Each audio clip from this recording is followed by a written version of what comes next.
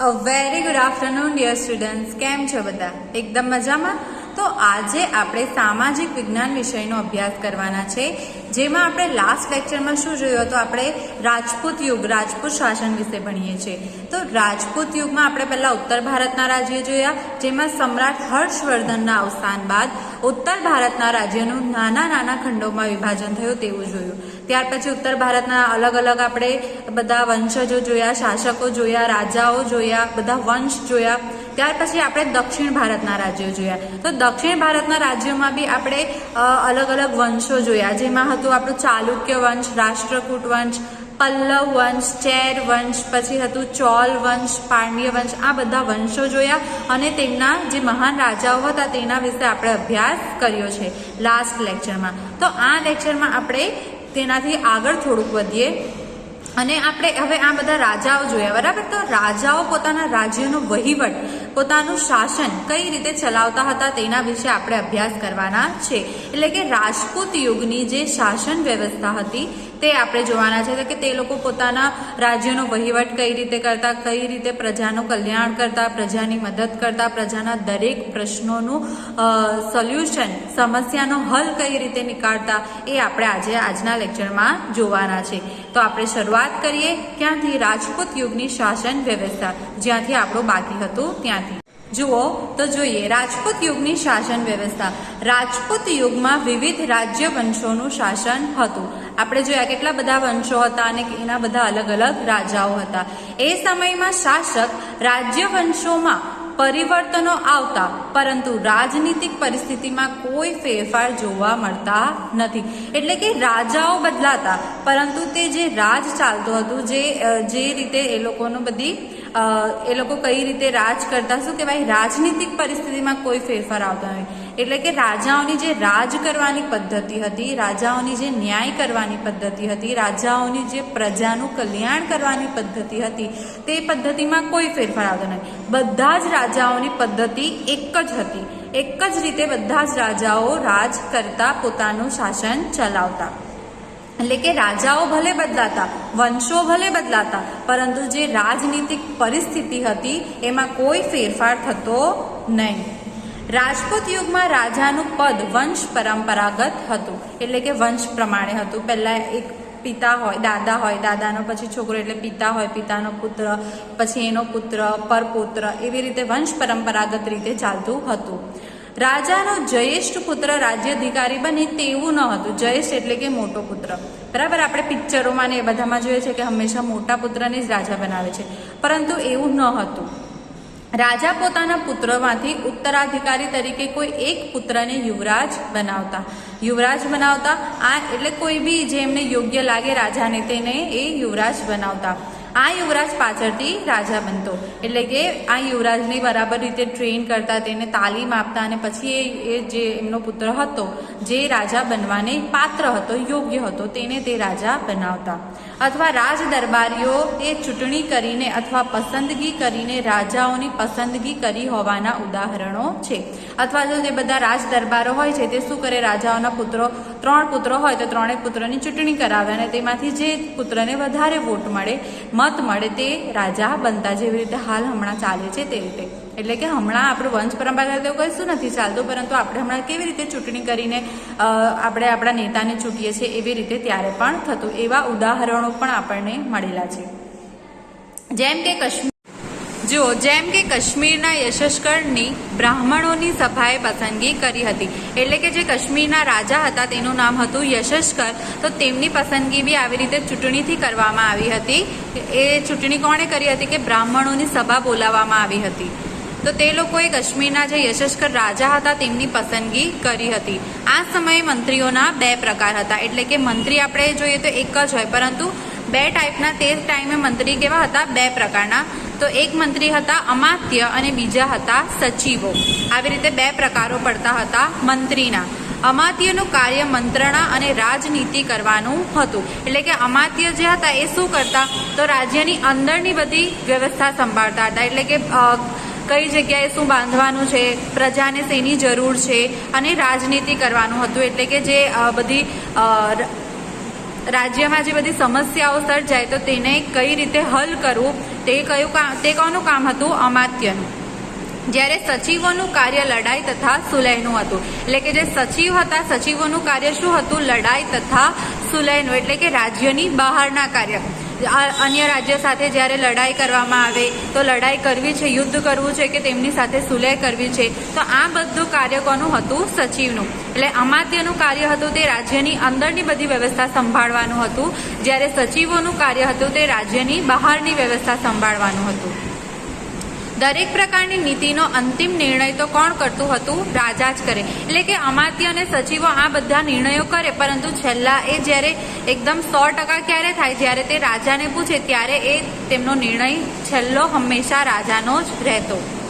આ સમયે શાસનના અમલદારોમાં મહાપ્રતિહાર અને દંડનાયક જેવા હોદ્દાઓ અમલમાં હતા. બરાબર? કયા હોદ્દાઓ? મહાપ્રતિહાર અને દંડનાયક જેવા હોદ્દાઓ પણ અમલમાં હતા.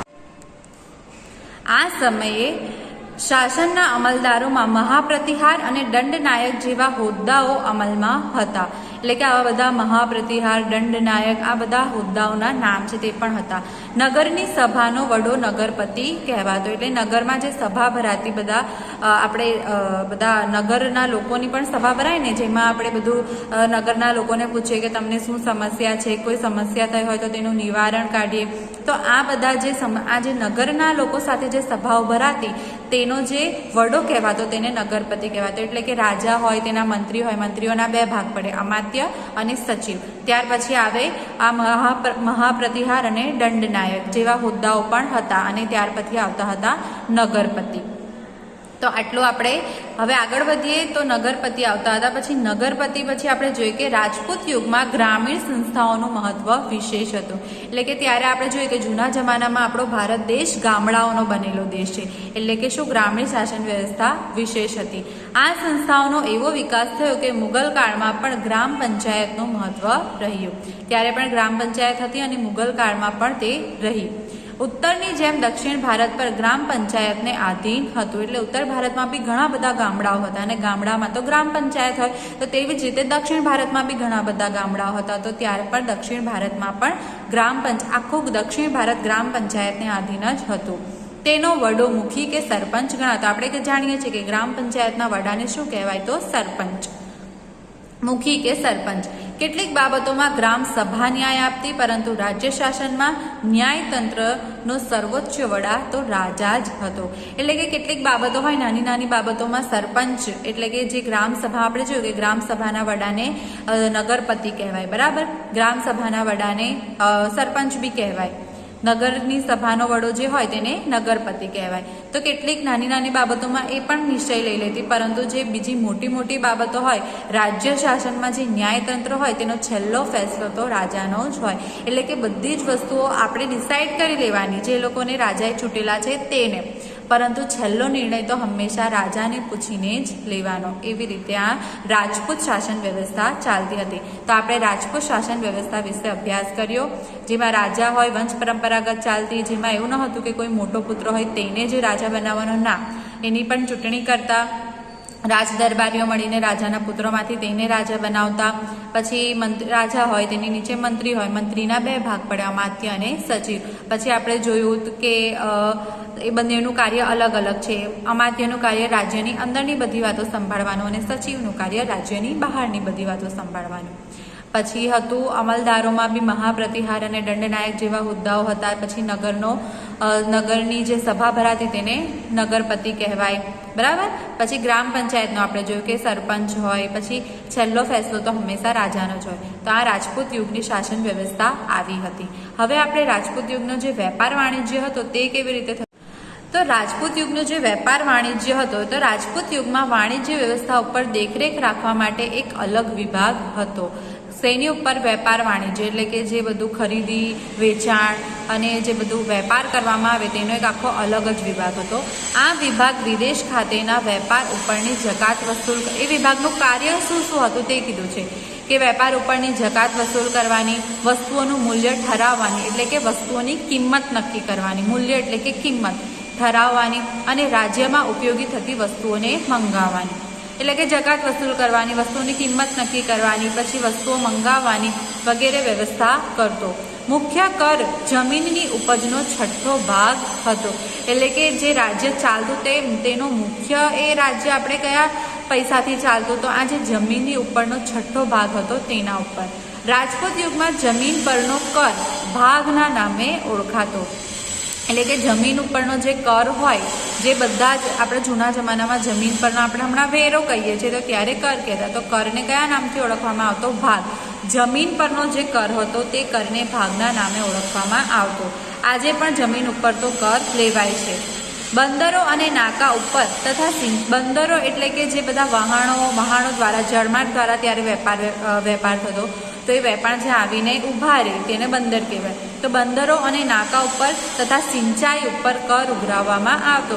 જેવી રીતે જમીન પર કર ઉઘરાવાય એવી રીતે આ બધા બંદરો ઉપર, વહાણો ઉપર, નાકા ઉપર આપણે હમણાં ટોલ નાકા કહીએ ને, ટોલ નાકા હોય છે. આપણે જ્યારે આપણા રાજ્યમાંથી બહાર નીકળીએ, શહેરમાંથી બહાર નીકળીએ ત્યારે આપણે ટોલ નાકા પર જે ટેક્સ ભરવો પડે છે તે ત્યારે પણ ભરવો પડતો.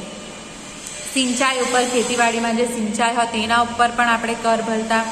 આ સમયે દરિયા પારના વેપાર માટે ગુજરાતના સ્તંભ તીર્થ એટલે કે ખંભાત અને ભૃગુ કચ્છ એટલે કે ભરૂચ, આ બંદરો જાણીતા હતા. દરિયા પારના એટલે કે આપણા જે દેશની બહારના, વિદેશના લોકો જે દરિયાથી વેપાર કરતા હતા, જળ માર્ગથી વેપાર કરતા હતા, તો તેના માટે બે બંદરો ખૂબ પ્રખ્યાત હતા. એક તો ખંભાતનું બંદર અને ભરૂચનું બંદર. આ બંને બંદરોના ત્યારે નામ અલગ હતા. જુઓ, ખંભાતના બંદરનું નામ હતું સ્તંભ તીર્થ અને ભરૂચના બંદરનું નામ હતું ભૃગુ કચ્છ. તો આ જે બે બંદરો હતા તે દરિયા પારના એટલે કે આપણી દેશની બહારના એટલે કે બીજા દેશના લોકો માટે એ બંદરો ખૂબ જાણીતા હતા. તો આવી રીતે વેપાર વાણિજ્ય થતું હતું. બરાબર. આપણે જોયું કે અલગ જ વિભાગ હતો જેમાં એ વિભાગ જકાત વસૂલ કરે, વસ્તુની કિંમત નક્કી કરે, પછી જે વસ્તુઓ રાજ્યમાં જોઈતી હોય તે મંગાવે, પછી આપણે અમુક વસ્તુ આપણા રાજ્યમાં સારી થતી હોય તો તે વેચવાનું કામ, એ બધું જ આ વિભાગ સંભાળતો હતો. પછી જે મુખ્ય કર હતો તે હતો જમીનનું કર, જેનો છઠ્ઠો ભાગ એ કર તરીકે વસૂલતા અને જમીનના કરને ભાગ તરીકે ત્યારે ઓળખાતું હતું. બરાબર. પછી બંદરો, નાકા અને સિંચાઈ પર કર વસૂલ કરતા. તો આ બધું તે સમયમાં રાજપૂત શાસનમાં વેપાર વાણિજ્ય કઈ રીતે થયો તે વિશે આપણી માહિતી. ઓકે વિદ્યાર્થી મિત્રો, તો આજે આગળનું જે છે તે આપણે નેક્સ્ટ લેક્ચરમાં જોઈશું. આટલું જે મેં તમને કરાવ્યું છે એ તમે ધ્યાનથી વાંચજો. ઓકે, કેમ કે તમારે જે વર્કશીટ કરવાની આવવાની છે તે એમાંથી જ આવવાની છે. તો આગળનું આપણે નેક્સ્ટ લેક્ચરમાં જોઈશું. ત્યાર સુધી બાય બાય. Thank you.